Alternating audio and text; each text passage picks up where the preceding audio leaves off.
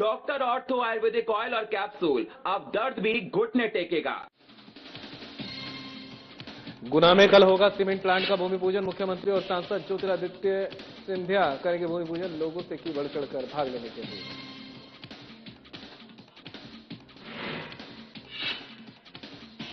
गंगटोक में संसदीय स्थायी समिति की बैठक। विकास और जनकल्याण विषयों पर हुई महत्वपूर्ण चर्चा। सांसद दर्शन सिंह ने अध्ययन दौरे में लिया भाग। पूर्व सांसद केपी यादव बने निगम अध्यक्ष। अशोकनगर में निकाला गया जोरदार जुलूस। आम जनता ने केपी यादव को किया जोरदार अभिनंदन।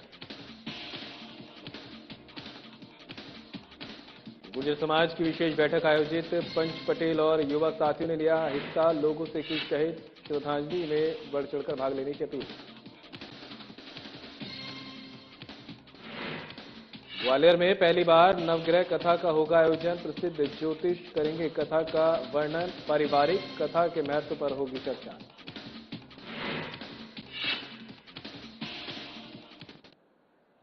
नमस्कार, बुलेटिन लेकर मैं हूं आपके साथ संदीप निरंजन। सरकार खबरों का रुख कर लेते हैं। मध्य प्रदेश अनुसूचित जनजाति आयोग के सदस्य भगत सिंह नेताम ने बेहर परियोजना कार्यालय के सभाकक्ष में आयोजित बैठक सह कार्यशाला में जिले में अनुसूचित जनजातियों के लिए संचालित कई शासकीय योजनाओं की समीक्षा की। बैठक में बेहर एसडीएम अर्पित गुप्ता, सहायक आयुक्त जनजातीय कार्य विभाग शकुंतला डामोर सहित कई विभागों के अधिकारी उपस्थित रहे। बैठक के दौरान नेताम ने अधिकारियों को निर्देश दिए कि कान्हा बफर क्षेत्र में आदिवासियों की भूमि सामान्य वर्ग को ट्रांसफर होने के मामलों की गंभीरता से जांच की जाए।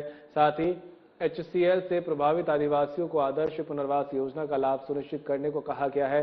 उन्होंने वन विभाग को सामुदायिक वन संसाधन सीआरएफ से जुड़े लंबित प्रकरणों के शीघ्र निराकरण और पैसा एक्ट के तहत कार्यों में तेजी लाने के निर्देश दिए। मनरेगा मजदूरों के लंबित भुगतान समय पर करने और भारिया जनजाति के हितग्राहियों को आहार अनुदान योजना का लाभ दिलाने पर भी जोर दिया गया। बैठक के दौरान ग्राम सुमेरी खेड़ा के हितग्राहियों को वन अधिकार पट्टों का वितरण भी किया गया, जिस पर लाभार्थियों ने शासन के प्रति आभार व्यक्त किया।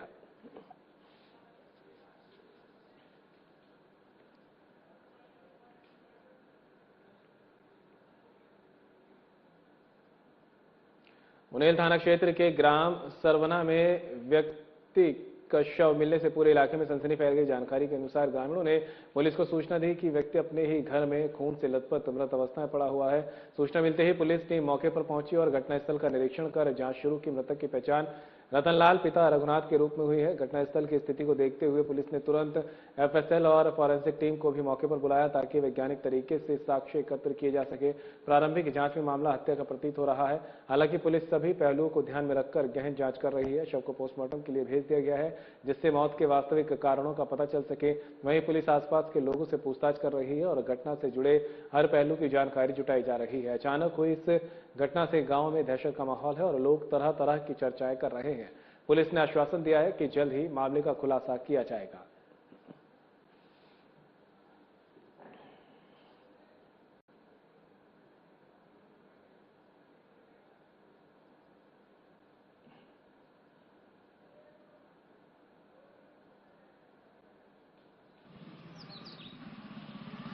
हाँ, सरवना से सुबह चौकीदार के द्वारा सूचना मिली थी कि एक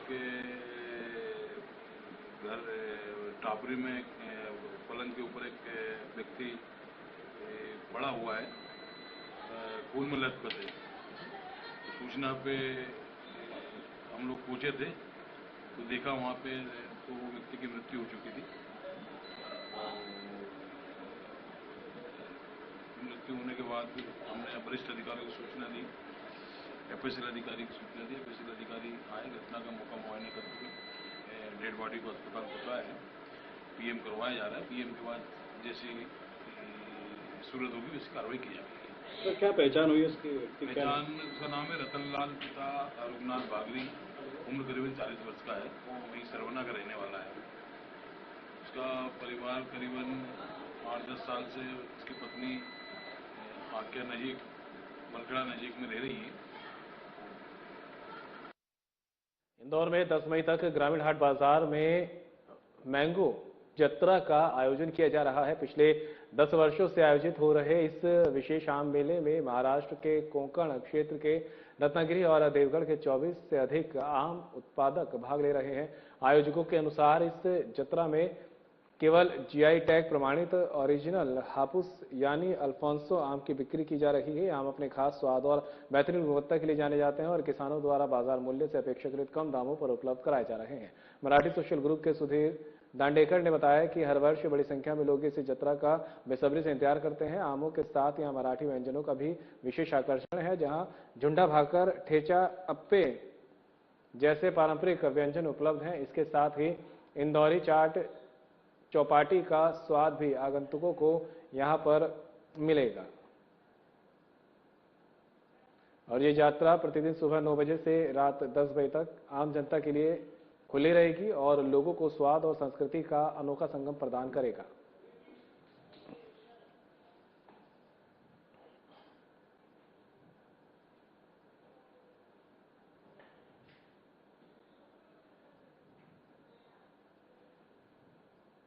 इंतजार करते रहते हैं और हम हर साल यहाँ पर आते हैं और यहाँ पर जितने हापुस आम की ओरिजिनल वैरायटी मिलती है वो शायद ही कहीं मिलती है। ओरिजिनल जो हापुस आम है उसका स्वाद हमको मैंगो जत्रा से ही मिलता है और वो बहुत ही अच्छा होता है और दाम रिजनेबल रहता है। मुझे नहीं लगता कि आम प्रेमियों के लिए वो दाम बहुत ज्यादा होते हैं, बहुत ही रिजनेबल दामों में और किसानों से हम खरीदते हैं तो हमको खुशी होती है। साल भर इसका इंतजार करते हैं। मैंगो जत्रा जो कि मराठी सोशल ग्रुप का सिंदूर द्वारा आयोजित किया जाता है उसका ये 14वां वर्ष है और मुख्य रूप से हम लोग जो है महाराष्ट्र का जो हापुस कोकण का जो अल्फांसो फलों का राजा कहलाता है उसको प्रमोट करने के लिए हमने यह चालू करा था। तो कोकण से देवगढ़ रत्नागिरी से कल इस बार 24 किसान हापुस आम लेकर आए हुए हैं और कल से शुरू हो गया है, 10 तारीख तक यहाँ पर चलेगा। नहीं देखिए, फलों में हापुस तो वैसे भी महंगा फल है क्योंकि उसको पैदा करने में ही उसकी पैदावार करने में ही बहुत खर्चा है, इसलिए उसकी कॉस्टिंग ज्यादा है और इस बार थोड़ा सा रेट हो सकता है ज्यादा क्योंकि पैदावार बहुत कम है, 20-30% ही पैदावार इस बार हुई है, ऐसा किसान जो आए वो बता रहे हैं।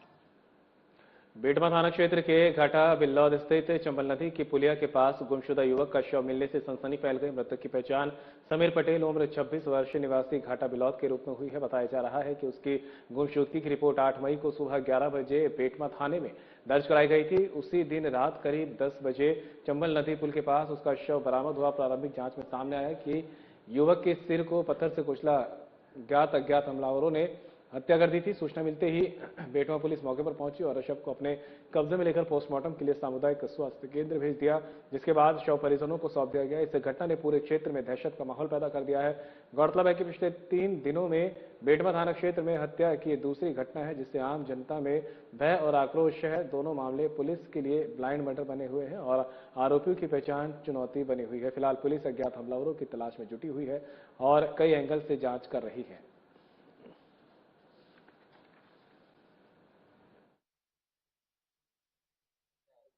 और हमें पिता सौराब पटेल घर से 7 बजे लापता हुआ, शाम के 7 बजे, और हमने गुमशुदगी पे वो रिपोर्ट डलाई थाने पे शाम को, बेटमा थाने पे, और इसकी 8 तारीख की 9:30 बजे चंबल नदी के पास उसकी लाश मिली, जिसके सिर पे चोट के निशान थे पत्थर के, और उसके बाद बेटमा पुलिस इसको यहाँ अस्पताल में लेके आई बेटमा, और हमें शंका है कि इसकी हत्या करी गई है कोई ने, और जिससे जो भी पकड़ा है उसको कड़ी से कड़ी सजा मिले।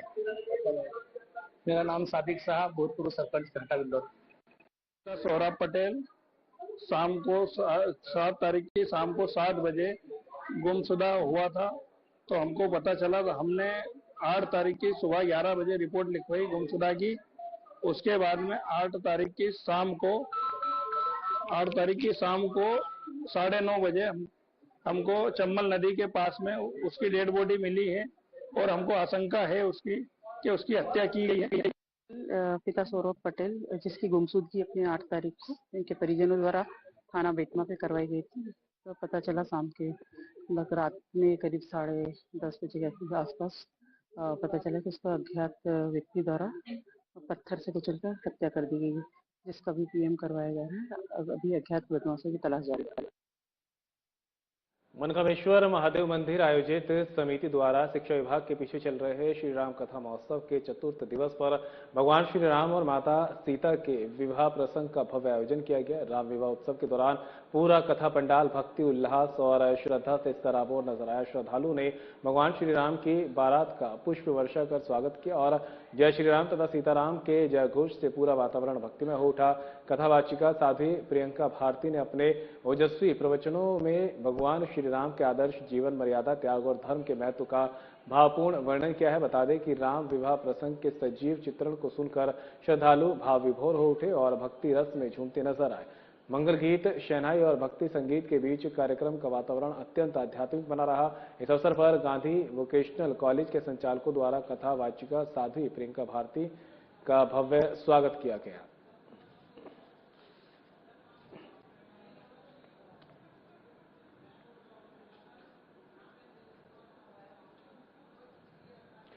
मैदपुर क्षेत्र में पिछले कई दिनों से सोशल मीडिया पर अवैध लकड़ी कटाई और परिवहन की शिकायतें सामने आ रही थी। मामले को गंभीरता से लेते हुए मैदपुर की तहसीलदार संतुष्टि पाल ने लेडी सिंघम के तेवर दिखाते हुए वन विभाग के साथ मिलकर बड़ी संयुक्त कार्रवाई को अंजाम दिया। इस कार्रवाई से अवैध कारोबारियों में हड़कंप मच गया। तहसीलदार संतुष्टि पाल के नेतृत्व में फॉरेस्ट रेंज मदन सिंह मोहरे और डिप्टी रेंजर अनंत सिंह की टीम ने योजनाबद्ध तरीके से मैदपुर तहसील के विभिन्न स्थानों पर दबिश दी।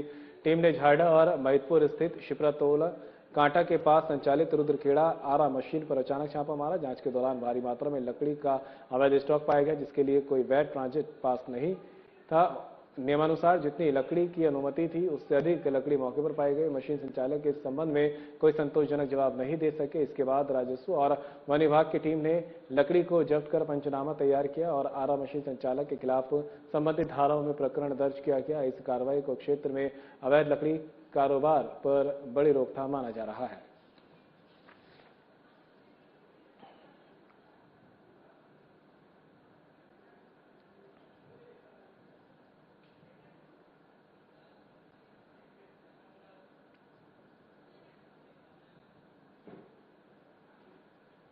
गुना में रविवार को गौतम अडानी द्वारा लगभग 1000 करोड़ रुपए की लागत से बनने वाले सीमेंट प्लांट का भूमि पूजन कार्यक्रम आयोजित किया जाएगा। इस कार्यक्रम में मध्य प्रदेश के मुख्यमंत्री डॉक्टर मोहन यादव, सांसद ज्योतिरादित्य सिंधिया सहित कई प्रमुख हस्तियां शामिल होंगी। बता दें कि भूमि पूजन से पहले रोड शो का आयोजन किया जाएगा, जो हवाई पट्टी से शुरू होकर दशहरा मैदान में विशाल जनसभा में बदल जाएगा। इस अवसर पर प्रदेश सचिव कैट और व्यापार महासंघ अध्यक्ष राजेश अग्रवाल ने व्यापारियों और क्षेत्रवासियों से अपील की है कि वे अधिक से अधिक संख्या में कार्यक्रम में शामिल होकर अतिथियों का स्वागत करें। इस नई परियोजना से न केवल गुना क्षेत्र में औद्योगिक विकास को गति मिलेगी, बल्कि स्थानीय रोजगार के अवसर भी बढ़ेंगे। वहीं विशेषज्ञों का कहना है कि इस प्रकार के बड़े निवेश से क्षेत्र की आर्थिक गतिविधियों में मजबूती आएगी और व्यापारिक एवं सामाजिक विकास को बल मिलेगा। कार्यक्रम की सुरक्षा और आयोजन की व्यवस्थाओं के लिए प्रशासन पूरी तरह से तत्पर है। इस भूमि पूजन के अवसर को क्षेत्रवासियों के लिए उत्सव के रूप में मनाने की योजना बनाई गई है।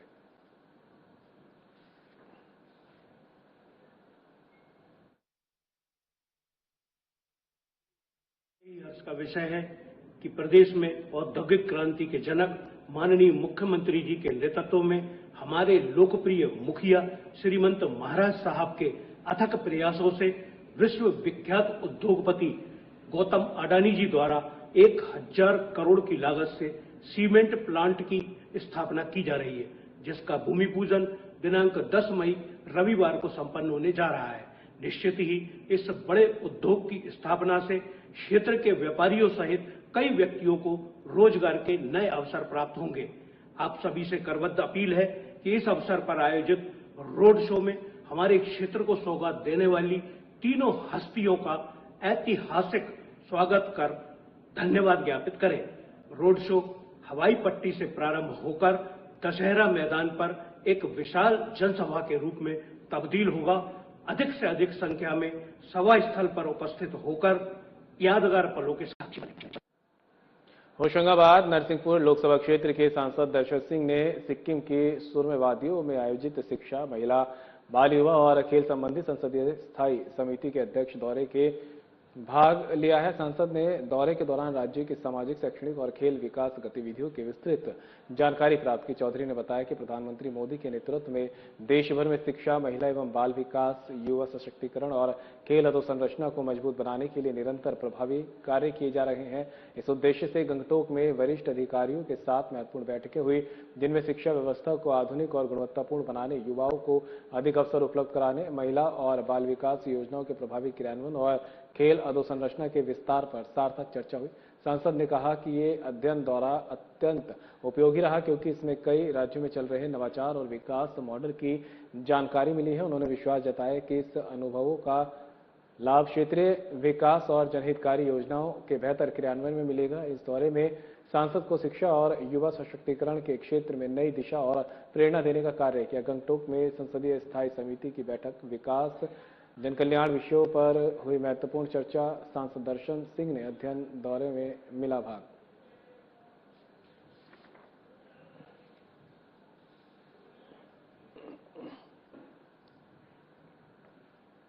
पूर्व सांसद केपी यादव नागरिक आपूर्ति एवं उपभोक्ता संरक्षण विभाग के अध्यक्ष बनने के बाद अशोकनगर के शहर में जुलूस निकालकर शक्ति प्रदर्शन उन्होंने किया है। जुलूस के दौरान 50 से अधिक जगह पर अशोकनगर की आम जनता ने केपी यादव का जोरदार अभिनंदन किया। बता दें कि 2019 में तत्कालीन प्रतिद्वंदी ज्योतिरादित्य सिंधिया को हराकर सुर्खियों में आए केपी यादव ने अपने समर्थकों के सामने राजनीतिक ताकत दिखाई। जुलूस के बाद मंच से केपी यादव ने अपने विरोधियों पर तीखा प्रहार किया है और कहा कि अब चाहे उन्हें पसंद आए या ना आए, आने वाले 2 साल तक उन्हें कोई नहीं हटा सकेगा। राजनीतिक विश्लेषकों का कहना है कि केपी यादव के अध्यक्ष बनने से जिले की राजनीति में नया उत्साह और दिलचस्पी बढ़ी है। नागरिक आपूर्ति एवं उपभोक्ता संरक्षण विभाग में अध्यक्ष पद की जिम्मेदारी संभालते हुए केपी यादव ने विकास और जनहित के मुद्दों पर काम करने का संकल्प लिया है। इस मौके पर समर्थकों ने उनके नेतृत्व में भविष्य की योजनाओं और गतिविधियों में सक्रिय भागीदारी का भरोसा भी जताया।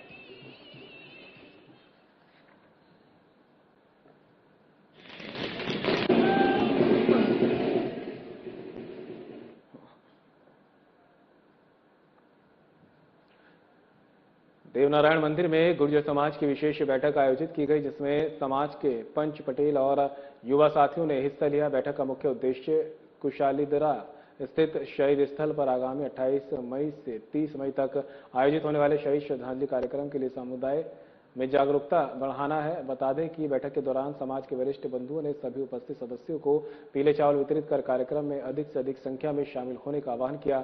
समाज के सभी बंधुओं ने इस पहल का स्वागत किया और बढ़ चढ़कर भाग लेने का भरोसा दिया। इस अवसर पर समाज के पंच पटेल और अन्य गणमान्य नागरिक उपस्थित रहे। वहीं समाज के वरिष्ठों ने सभी से कहा कि शहीदों की याद में ये कार्यक्रम एक महत्वपूर्ण अवसर है और समाज की एकता तथा सहयोग को दर्शाता है। कार्यक्रम में अधिकतम लोगों की उपस्थिति सुनिश्चित करने के लिए सभी ने सक्रिय भूमिका निभाने का संकल्प लिया।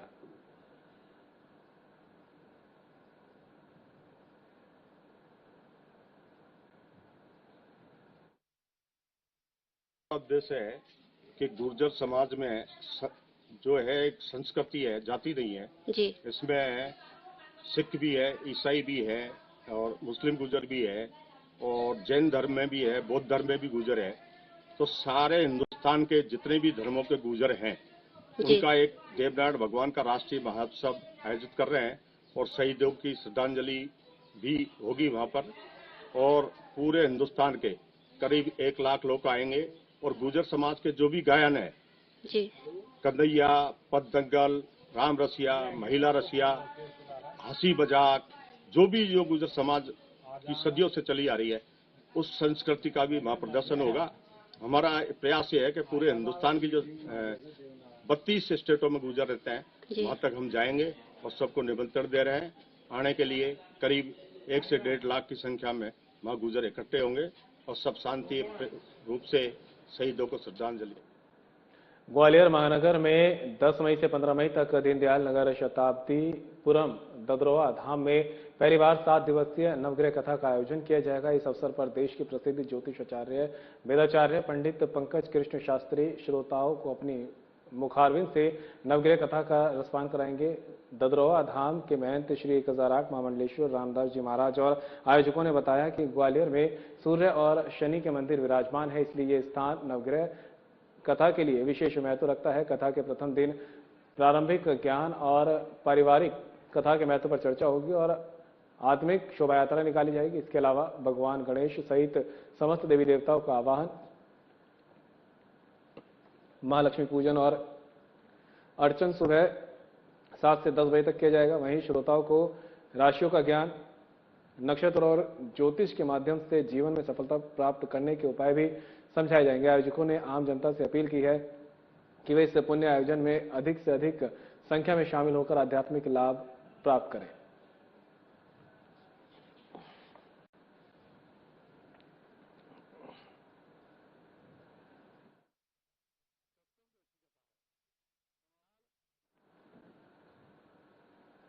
कूनो नेशनल पार्क की टीम ने रणथंभौर की फलौदी रेंज के काला कुआं वन क्षेत्र से चीता KP2 को ट्रैंकुलाइज कर सुरक्षित रेस्क्यू किया है। करीब 23 दिन पहले कूनो से रणथंभौर पहुंचा ये चीता तब से जंगल में स्वतंत्र रूप से विचरण कर रहा था और घर वापसी के लिए राजी नहीं था। KP2 की वापसी में रणथंभौर टाइगर रिजर्व को और कूनो के अधिकारियों की मौजूदगी रही। बता दें कि ट्रैंकुलाइजेशन के बाद चीते की स्वास्थ्य जांच की गई और सुनिश्चित किया गया कि वे सुरक्षित और स्वस्थ हैं। इसके बाद कूनो नेशनल पार्क की टीम ने चीते को लेकर वापस कूनो पार्क लाया ताकि वे अपने मूल आवास और पारिस्थितिक तंत्र में वापस लौट सके। वहीं वन्यजीव विशेषज्ञों का कहना है कि इस प्रकार के रेस्क्यू अभियान से न केवल जानवरों की सुरक्षा सुनिश्चित होती है बल्कि उनकी प्राकृतिक आदतों और आवास को भी सुरक्षित रखा जा सकता है। KP2 की वापसी कूनो के जंगलों के लिए एक महत्वपूर्ण घटना मानी जा रही है, जिससे जैव विविधता और स्थानीय पारिस्थितिकी संतुलन बनाए रखने में मदद मिलेगी।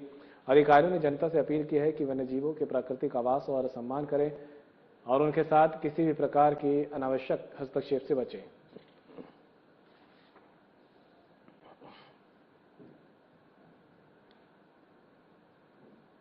नरसिंहपुर जिले के करेली थाना क्षेत्र अंतर्गत करेली बस्ती में डीजे संचालन को लेकर दो पक्षों के बीच विवाद में एक युवक गंभीर रूप से घायल हो गया है। करेली थाना प्रभारी रत्नाकर हिंगवे ने बताया कि बस्ती निवासी राहुल लोधी के भाई का डीजे संचालन होता है, जबकि आरोपी रोहित जाट का भी डीजे का व्यवसाय है। किसी कार्यक्रम में डीजे नहीं बजाने की बात को लेकर दोनों के बीच कहासुनी हुई।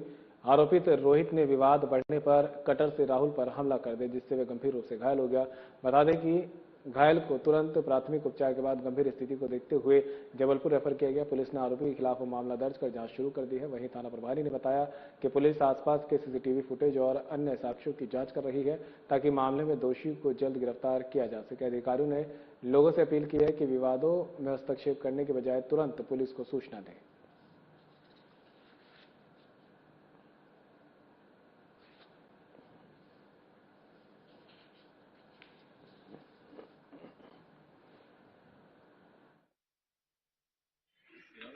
दो डीजे वाले हैं, एक राहुल लोधी, उसका भाई अभिषेक डीजे चलाता है, और दूसरा जो है रोहित, वो डीजे चलाता है।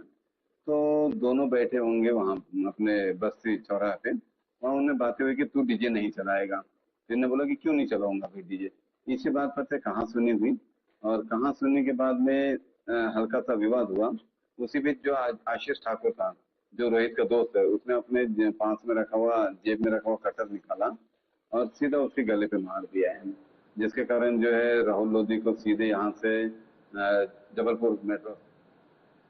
मंडीदीप के रामनगर वार्ड क्रमांक 9 में युवती संजना महोबे की हत्या ने पूरे इलाके को दहला दिया है। बताया जा रहा है कि आरोपी मनोज अहिरवार पर पहले पॉक्सो एक्ट के तहत मामला दर्ज था और वह हाल ही में जेल से जमानत पर बाहर आया था। घटना के दिन आरोपी संजना के घर पहुंचा और कुछ ही मिनटों में धारदार हथियार से हमला कर दिया, जिससे युवती की मौके पर ही मौत हो गई। बता दें कि मृतका अपनी मां संगीता महोबे के साथ किराए के मकान में रहती थी। जानकारी के अनुसार आरोपी और मृतका के बीच पुरानी रंजिश थी और आरोपी समझौते के दबाव में युवती का पीछा कर रहा था।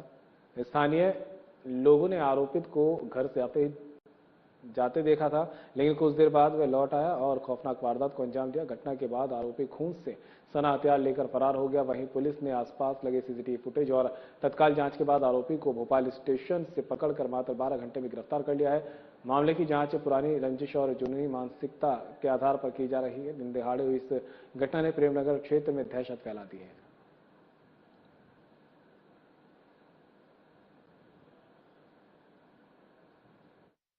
के कारण उन्हें बाहर छूट के आ गया। फिर से दबाव बनाता था वो कि मुझे क्यों नहीं मुझसे बात करती है, मेरे साथ फिर से दोबारा भाग कर चलो। ना, तो वो उसने नहीं सुनी, तो उसने घर में आके गला काट के और उसको जान से मार दिया। तो मेरी तो बस यही गुहार है कि उसको कड़ी से कड़ी फांसी की सजा दिला। 2026 को करीब लगभग 2:30 से 3 के बीच में जो आरोपी द्वारा है वो युवती को गला काटकर हत्या कर दी थी। पुलिस द्वारा तत्काल मामले को संज्ञान में लेते हुए 303 धाराओं में अपराध पंजीबद्ध किया है। जब इसकी जांच की गई तो पता लगा था कि आरोपी जो है वो पूर्व से ही जो है वो मतिका से मिलने आता रहता था और इसी दौरान कल जब वो वापस मिलने आया था उससे, तब किसी बात को लेकर दोनों के बीच में कहासुनी हो गई और जो आरोपी है उसने मतिका पर हमला कर दिया। इस बीच में मतिका की मां भी उसे बचा रही, उस पर भी हमला कर दिया और वहां से फरार हो गया। क्या प्रेम प्रसंग का मामला निकल कर आया सामने? जी, पूर्व से ही एक दूसरे को जानते थे और आपस में जो है इनका प्रेम प्रसंग का जो मैटर है वो सामने। और फिलहाल बुलेटिन में साथ इतना ही, दीजिए इजाजत, नमस्कार।